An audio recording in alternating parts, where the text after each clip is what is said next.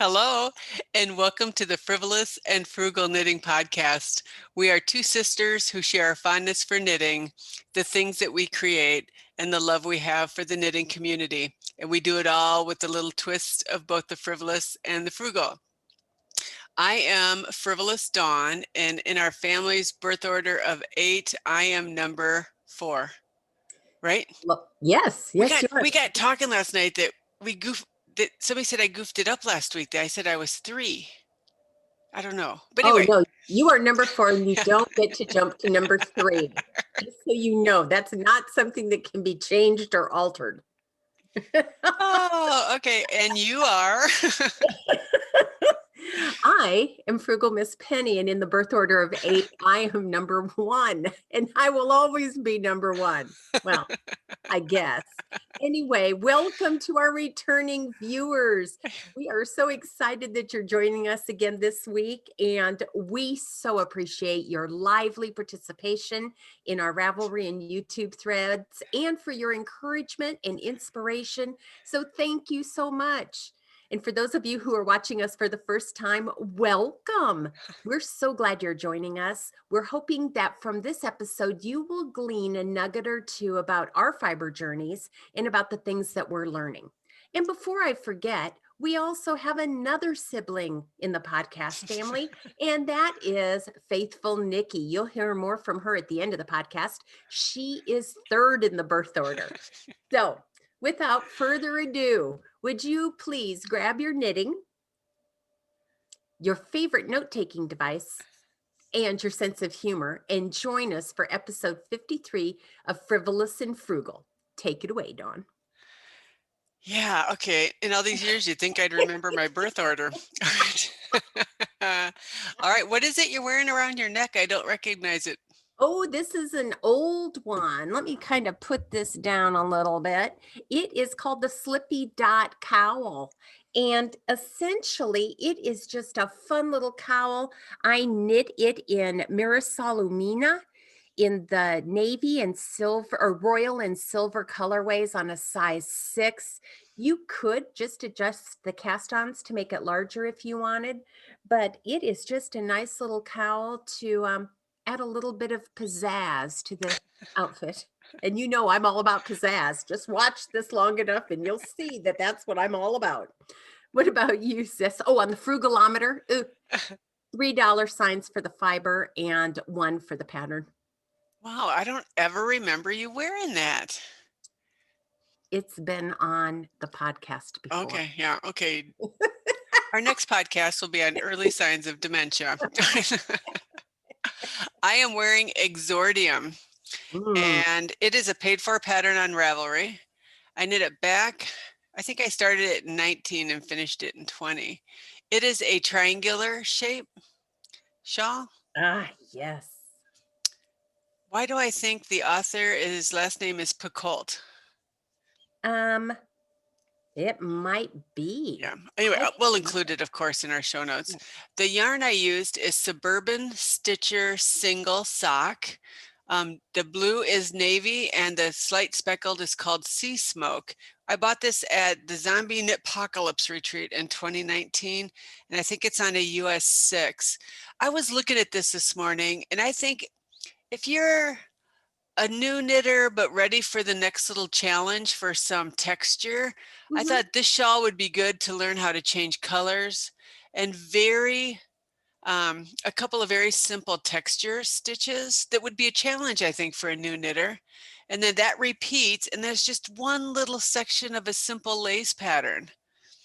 So if you're a relatively new knitter, but you're a little adventurous or you're ready for the next challenge, I just think this would be a nice one to do that with. And as you see, I do not wear it fancy. I just kind of throw it over. And yeah, but I like it. Paid for a pattern on Ravelry, so I would call that 2 on the Frugalometer. And the yarn I probably would give a 3. Okay. So yeah. And what is your lovely Opal wearing? Well, Opal is sporting my original Alliteration Scarf. And for those of you who have been watching, you can just tune us out for about the next 15 seconds. This is a pattern by Theresa Schabes, and it is a very simple tube scarf. I knitted on a size 3 and used nothing but my scrap sock yarns on it.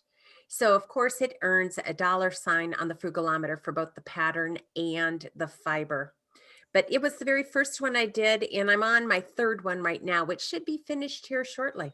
Oh, wow. That'll be Yeah. good. It'd be fun to see the 3 in comparison on changes you've made.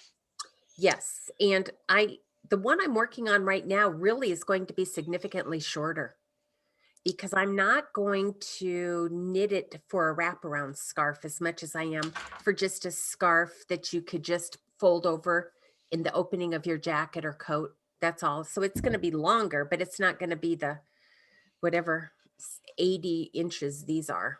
Yeah, I think these Oh, are 80 inches long. And again, it's a very simple pattern for a new beginner. It'll really teach you how to join colors. yeah. You will have lots of opportunities for that and weaving in ends. So if those are areas of weakness for you, take this on as a fun project and learn how to do it.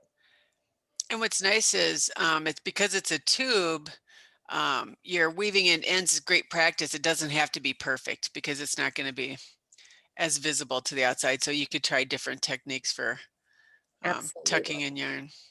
And Dawn, could I piggyback on your quick mention for a new knitter on your Exordium shawl? Yeah. This Slippy Cowl, if you've never done slip stitches, great way to practice. Slip stitches are fairly easy, but it might be a new technique for you. And it uses those. So, Yeah, I might put that on my list for good first projects. well, yeah, and you're changing color. Yeah. So, Yeah. again, you're going to have a couple of opportunities to learn new techniques. I don't know what I'm going to do with this list once I have it, but okay.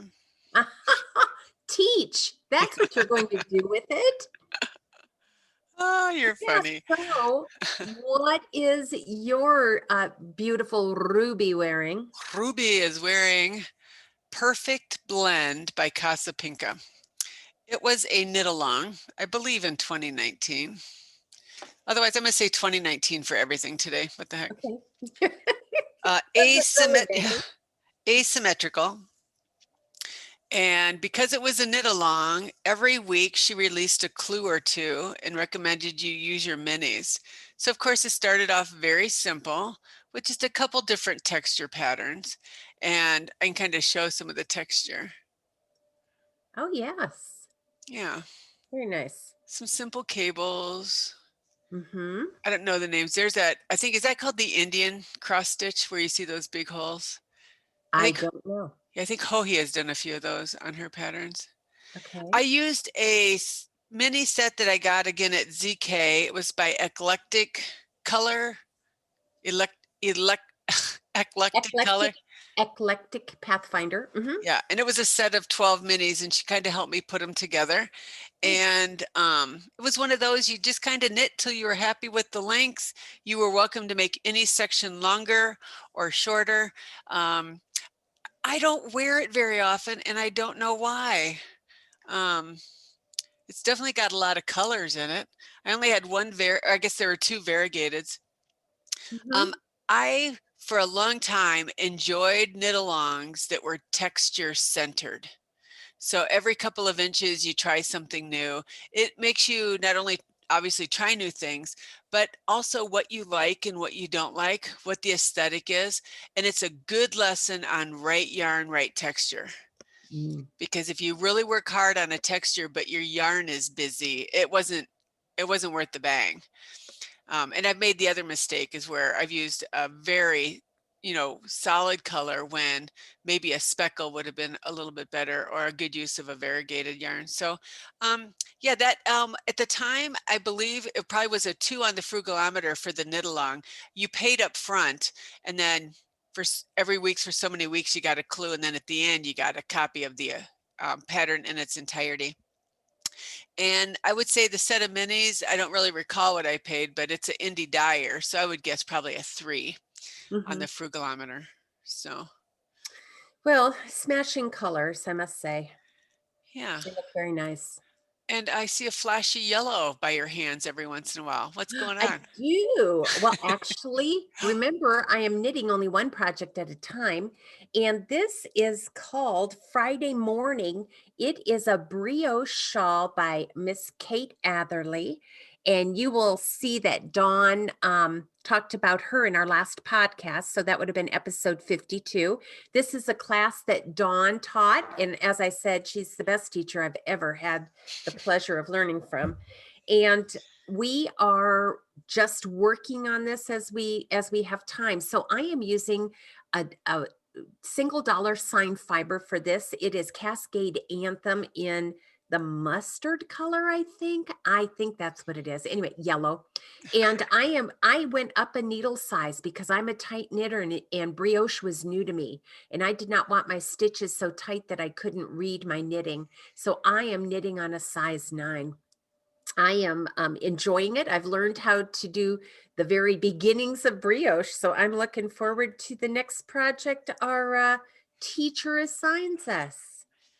Yeah, so Yeah, I'm doing a trial online class with some knitting friends just to see how all of that works so that we can decide whether or not we want to start offering online knitting classes. So stay absolutely. tuned. We'll report back. We have one more class, and then I'll ask the class to do an evaluation and kind of see what we think. That sounds good. What about you? I know you're probably working on 43 different things. What are you I working on? I just started my second Pioneer glove. So I finished the first one last night with knitting with the aunties, and I did not get it blocked. So it is long. Let me put it on and I'll show you. There are some fun things with this pattern. It's a pattern by Kelly McClure of Boho Knits. The rib pattern works right into the gusset. Yes, it does. I I think that is a polished look. Yeah, and I'm thinking blocked out. The only thing I added, or I guess modified, was I added 5 rows of just a 2x2 ribbing at the top to see if it would Mhm. cinch in a little bit. So this is really long. There's a short version. This yarn came from my stash, and I have no idea what it is. It's definitely a fingering weight high twist tonal brown. We were saying last night, of course, different lighting. It looked like baby diarrhea brown. Yeah.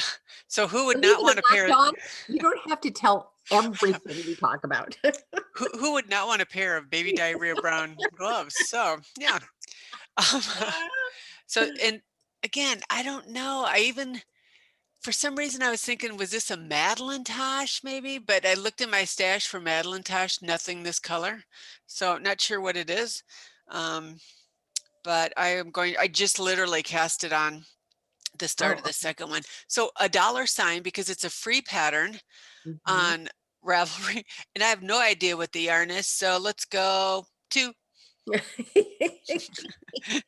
yeah. Wonderful. You think about the frugalometer. I wing it. Are you working on anything else right now? I didn't know. No, no, no. I I am know. monogamous. Well, I was thinking maybe what you're working on for class doesn't really count. Oh, no, no, no. I can't keep making exceptions for my own experiment, or it's not going to be a real experiment. But thank you anyway. What are you working on? What else is Okay. on your needles? Oh, and Um, by the way, I ended the previous question before you started that with a preposition. So I apologize to my English and grammar friends out there. So what else is on your yeah. Okay. I noticed that you did that. I know you Before did. I forget, there's the pattern for the Pioneer gloves. So there's the short version. And you can Mm-mm. do the short version, somebody said, with a like a 30-gram mini. And Oh, I did wow. not do that, but if you have some minis that you would like, and those would make quick little gifts. I will give you an update on Discovery. That is a Okay. cowl by Gabrielle Imbault. We saw this shown on one of our virtual knit nights from Miss Bonnie, and I fell in love with it.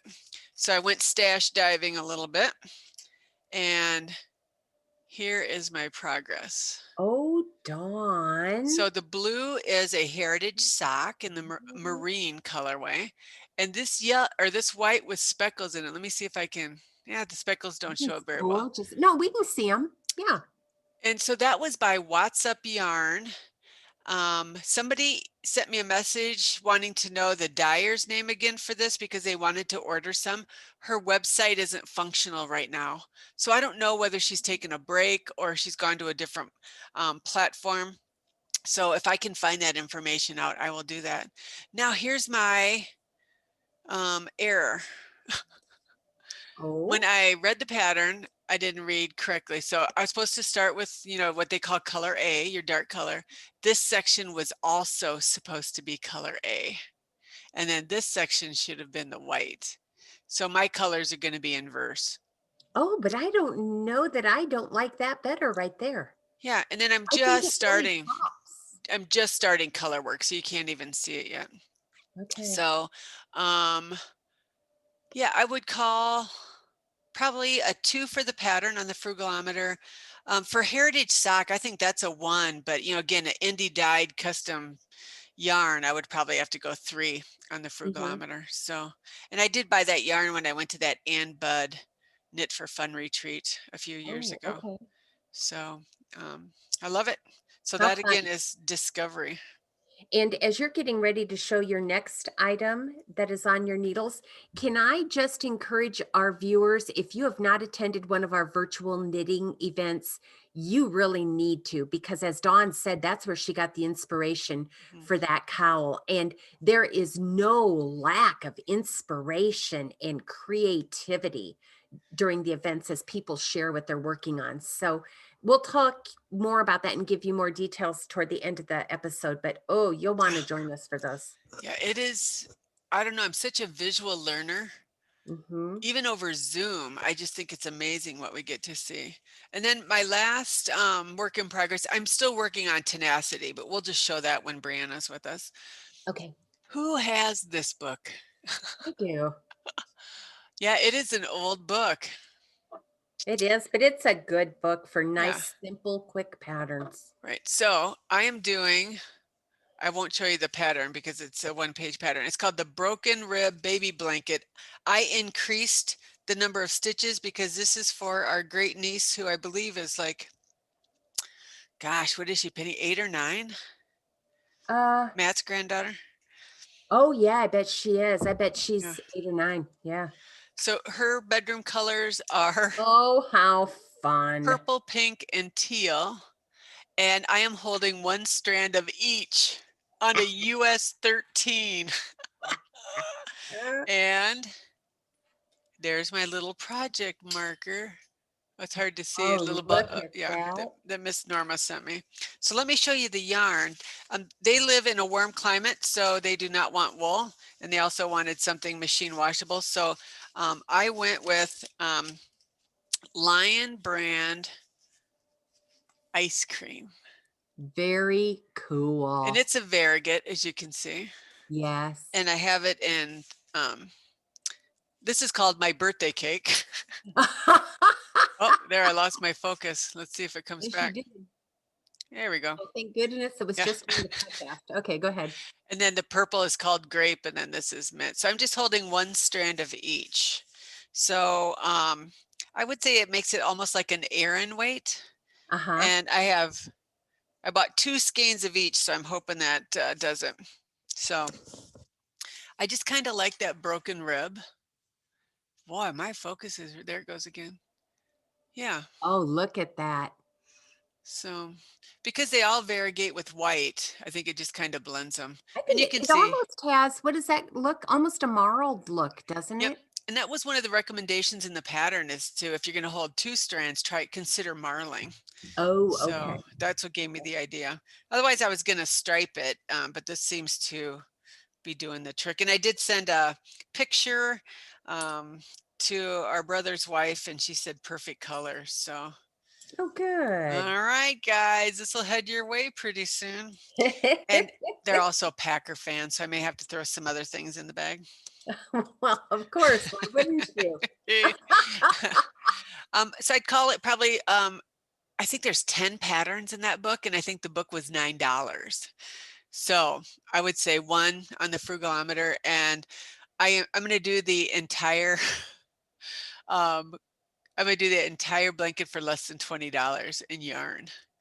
because it was on sale and everything. So I would say that's a 1 on the Frugalometer. So Absolutely. yeah, and I bought it at Joann's Fabric, which is a big box store in the United States, if you don't know. All right, Very that is nice. all I think that's on my needles. Oh, I had a finished project. Did you? I do. Oh, why don't you show But go yours? ahead. No, you're on a roll. Go for it. Hermes. The Hermes hat. That covers the entire head. It does. Um, Oh, it's yeah. beautiful though. I like the color. I do. Lesson learned, I dropped down a needle size or 2 for me, You just to make would. that a little denser. Yeah. Okay. This was Brew City Yarns, Impish DK in the Rowana colorway. I followed the pattern as it was written.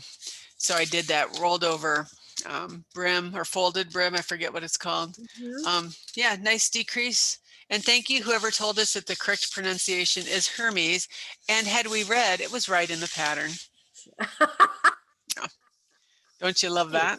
All right. As you often say, I wasn't hired to be a secretary. That's right. Why would I read a pattern? How many times have I learned that lesson? Details, they just get in the way. I know. So what's off your needles? Well, I finally finished our hat cowl for the slip stripe hat by Miss Joanne. That. Look at this. And like you, Dawn, I thought it was going to be huge. And as you can see, it is not huge. Now, most of us all know that I don't block and I don't weave in my ends until after I block. So I'll have to wash it and give it a good bath. But just look at how pretty that speckled yarn popped with the black. So the speckled yarn earned a $5 sign. It is Knit Circus's Greatest of Ease Big Birthday Surprise fingering weight. That earned $5. But my black earned a $1 sign, and it is something that was deep in my stash. It is the Barocco Comfort sock yarn. Wow. I think that had to have been from early 2000s easily. Wow. So anyway, as everyone else has discovered with this pattern, I have plenty left to do another hat. Now, I did change the pattern just a skosh. The pattern asks you to use a 2.5, and I did that along the ribbing because I like a little bit more cinch at the rib. And then I jumped up to a 3 because I am a tight knitter. But I have to tell you, I would agree with those who participated and knit this hat.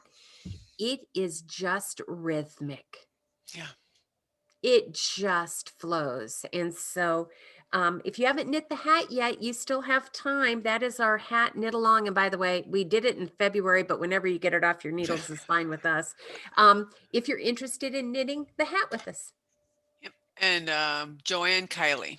Yes, Joanne Kiley. I'm sorry. No, that's right. Is a designer. Thank you for catching that for me. Yes, very good. So what are you learning there, Miss Frugal Penny? Well, I think I can sum it up in this. I am trying to remind myself to savor the project and savor the process. And I can't do that myself when I have 14 projects on my needles. And so I have savored this. I think maybe that's why I enjoyed it. The slip stitches, the way it came together. I really like the interesting crown, as you can all see. Yeah. Just interesting. And I've just been savoring it. And that's what I'm doing with this brioche scarf. It's not a race. We've talked about that. And for me, in order to savor, I have to slow myself down. So that's what I learned this week. Another good reminder for me. Yeah, and when I look at that hat, what a great use for a speckled yarn. Yes, because I don't care for speckled yarn. Right. But I'm a fan in this pattern. Absolutely. Yeah, and I think there's a lot of people who don't really care for speckles. And so what a great way to use it. And it's a great beginner's pattern as well. Okay. So, what have you been learning? Are you ready? Of course, with bated breath. Okay. I learned a new dance move. It's called the cha-cha-cha. So Please I'm stand gonna up go. and show us. Oh no, that would not work well. Well, you said a dance move. Okay, so it goes back to this blanket. So Okay. I cast it on and I'm thinking, what a great project for me to learn a different way to knit. So I am doing this Norwegian knitting. Are you really? I am. So I'm putsy with it, but I went back and watched Very Pink Knits, Norwegian Purl, and then I watched Arne and Carlos. And when they teach the Norwegian Purl, they say to say cha cha cha, because there's three motions, and he says it's like a dance step. So with that in mind, I knit, cha cha cha, knit, knit, knit, cha cha cha. So if you're ever listening to me and you hear cha cha cha, you know what I'm doing. So, and I have this much knowledge on anything but being an English knitter. So I'm a thrower. I feed my yarn from the right. Although it's interesting, when our mom taught us to crochet, we fed our yarn from the left. Why that didn't carry over? But let's see if I can explain very briefly what the difference between continental knitting and Norwegian knitting. It's what you do with the yarn. So with Norwegian knitting, that yarn never leaves your index finger, and that index finger never goes in the air. What? You pick it off, you pick the yarn right off your finger. Really? It is so ergonomically different than my throwing that sometimes I find myself laughing. Now, this is hard for me to feed the yarn left and keep tension. So I'm going to have to learn that. But I figured big yarn, big needles, good time to learn. And that way, if I continue to teach, I can help continental knitters. But their purl is different in Norwegian because they never, ever bring their yarn forward. They don't. Never. So you manipulate your needles back and forth, and there's 3 steps. If I think about it, I'll give you the link to the Norwegian Purl video I watched. And so it's your needles that move forward and back, not because your finger doesn't leave right here. That is well, it sounds much more efficient, I have to say. Yeah, if I get good at it, it would be efficient. Learning is messy. You know what? I don't know if there's 10,000 stitches in here, but I always tell my students you have to do something 10,000 times before you get to have an opinion. And so maybe after 10,000 stitches, I don't know if I at least right now I have no intention of changing the way I knit, but I think it's just a good message for my brain too, to stop and think, because as soon as I relax and get distracted, I want to go back to what I know. And then it becomes real obvious in this pattern if you're off. So I learned a new dance move. Yes, Cha-cha-cha. you did. With your favorite guys. I know. I'm pretty sure they're going to invite me to lunch pretty soon. I'm sure they are too. Or a cruise, one of the two.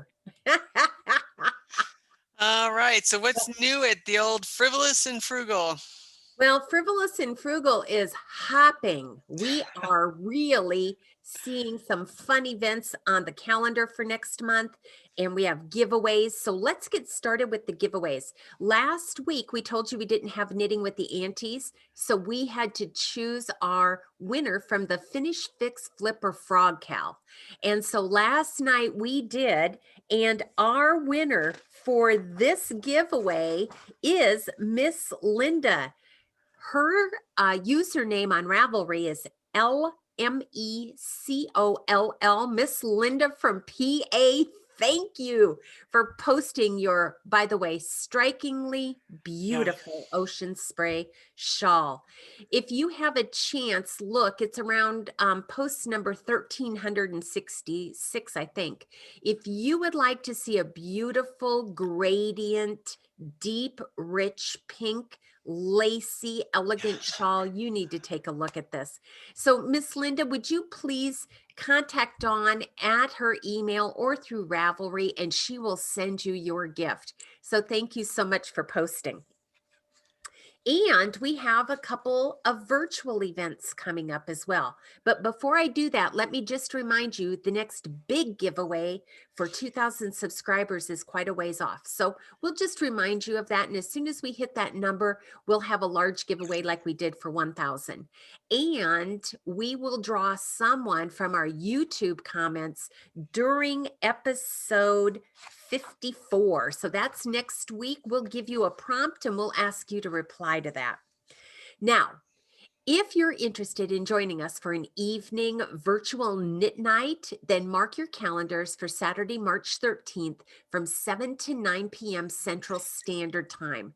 We will post a link to our Zoom session in Ravelry. And if you by chance are not active in Ravelry, please email me at my email address below in the notes, and I will add you to the email list.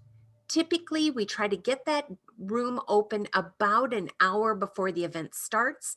That gives us time to solve any tech issues that we might have.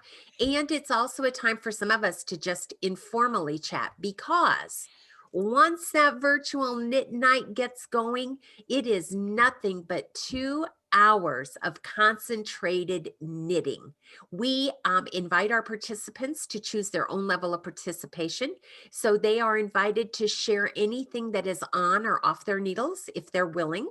And then we usually have a guiding question for each night so that we hopefully, I think Dawn and I and Nikki and Miss Brianna's heart is that we make sure that we make it a meaningful night for all of us. And it really is full of inspiration, encouragement, ideas.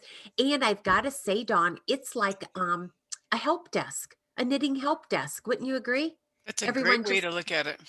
yeah, everyone kind of shares what they've learned. So March 13th from 7 to 9.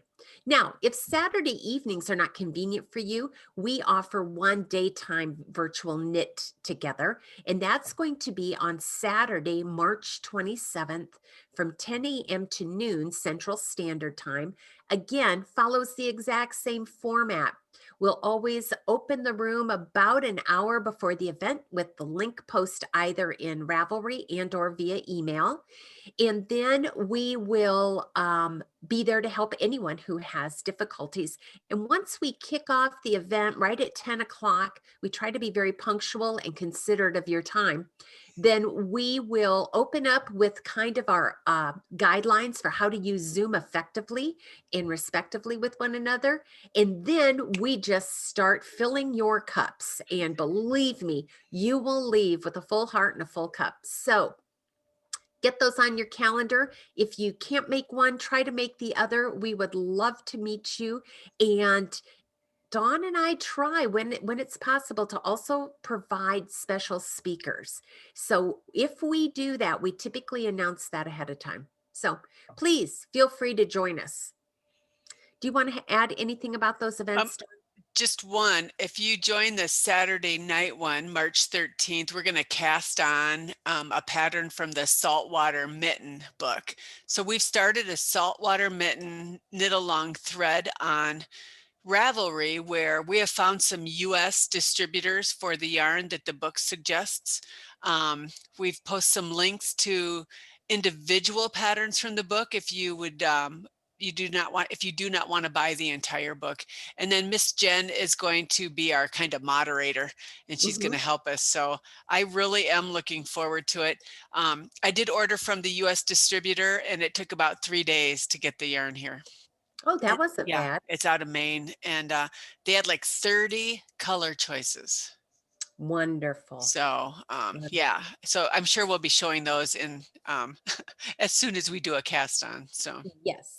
yeah. And for those of you who aren't familiar with the Saltwater Mittens book, if you go to our thread in Ravelry that says February virtual knit night, there are notes from that knit night where we collect patterns and fibers that are mentioned. All you have to do is look under the heading All Things Newfoundland, and you will find links to the books and links to the patterns on Ravelry. Okay.